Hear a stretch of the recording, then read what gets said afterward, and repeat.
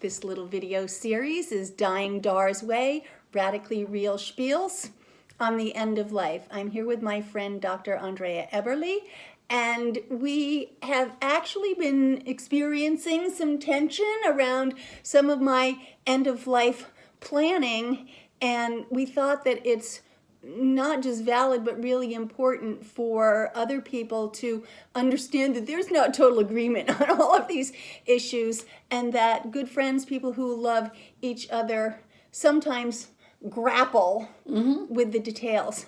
So the question that I have put out there, not only to the medical director of the hospice service, but also to I happen to have a lot of friends who are medical doctors, is I would like to be very self-determined about how my life ends. And I'm thinking about, how will I know when it's time to stop eating? Like, maybe I might want to accelerate things if I'm not having a good time anymore. So, Dr. Eberly. That's the first time you said that, because Dora did ask me, how do I know when it's time to stop eating? It's part of my plan that at some point I stop eating.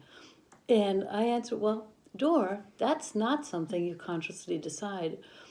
Basically, when we're alive, and we take care of ourselves, even in the face of a life-limiting illness. And the stopping eating that is on basically every hospice plan is not intended that we sit there and as an alive, conscious person and stop eating. The idea is that we slip into a coma and don't want to be force-fed when we no longer have the brain power to eat. And so we talked about that a little bit. Dying is very similar to being born. These are processes that just take care of themselves. Even when we want to very consciously die, actually the consciously dying consists a lot of planning, which you did abundantly. Endless planning. Yes, that is important. And it's the planning how we're going to leave our loved ones, including everybody loved one, after one is gone. Once that's done, it's actually okay to simply embrace life. We don't have to embrace and actively die. As we embrace life, it will take care of itself. And then Dora asked me, well, how does it take care of itself? And you mentioned in the other video that I have accompanied many, many people, many friends, through the entire process to their last breath. And there comes a point when one wonders that, how do I get from this to no longer in my body? And it is actually something important to talk about, and it's not half as scary as people would think. And for that, I have to share that I have seen very, very many people die in emergency medicine. And you can't help as an emergency physician, and I will say it's maybe 5,000 people or so. You can't help but at some point wonder, wait a minute, I was just still talking to this person. Right. Now they're permanently unresponsive. What changed? Every single molecule that was just there in the talking person is still there. What changed? Right. Because, and it very quickly gets spiritual from a lot of physicians, I think. But the specific scientific answer really is that your electricity stopped. So everything is still there, but the electricity stopped. And this is also the answer for how one gets there. And I brought a battery. So brought a prop. I brought a battery. So electricity is that, we have positive ions here, we have negative ions there, and they're desperately trying to unite because together they make a peaceful pair. The same is true in our body. We have ions, and what keeps them apart from each other, even though they're desperately trying to get together, is oxygen. And from the oxygen, the ATP that we make, most people have heard about ATP nowadays, and the ATP keeps the poor ions separate. And as we die, we slow down on taking in oxygen, and we make less ATP, and more of our ions find together and make peace. And it ultimately just becomes a peaceful chemistry soup.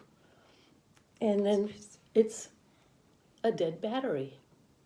And This process happens completely on its own. We don't have to help it with our eating or lack thereof, or extra breathing or not breathing.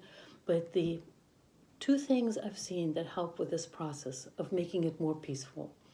Eventually, as the ions find each other, we slip into a coma.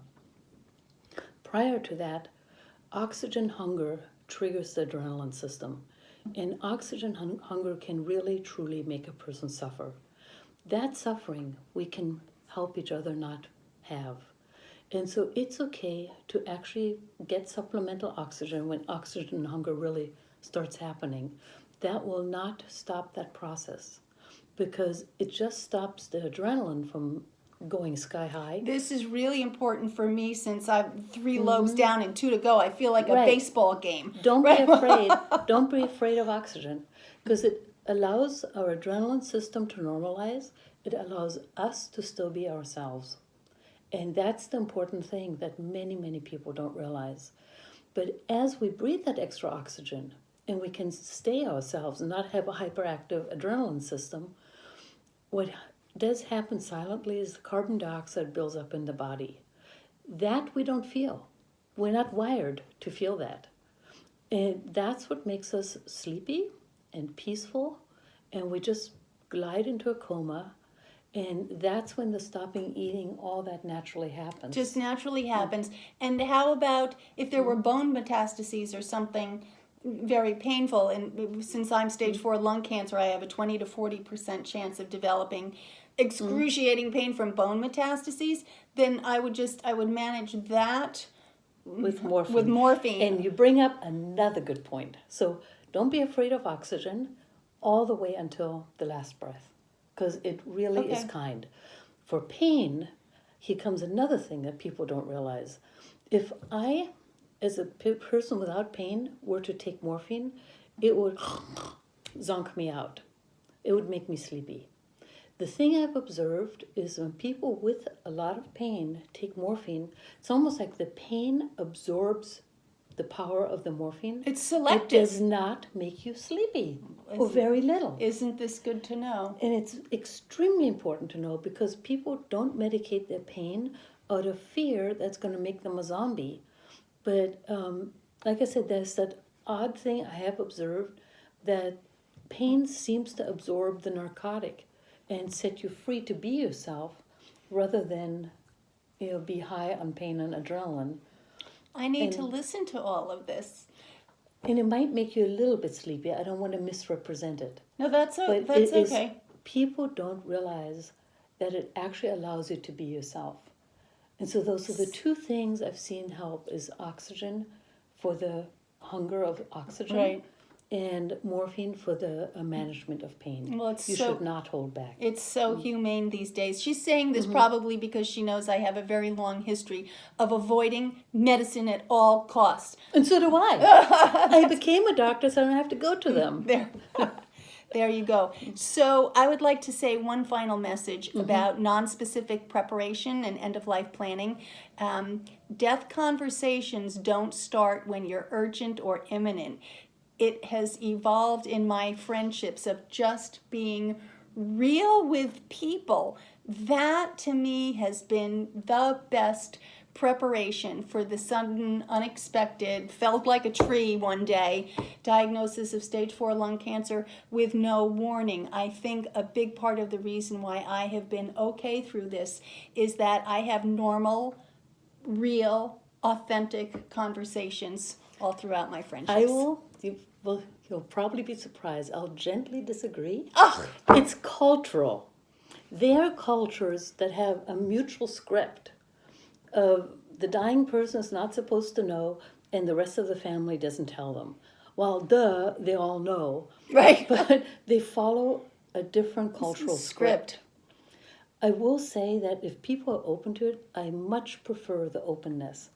And I will tell you that also my parents, 10 years ago, bought themselves a gravestone.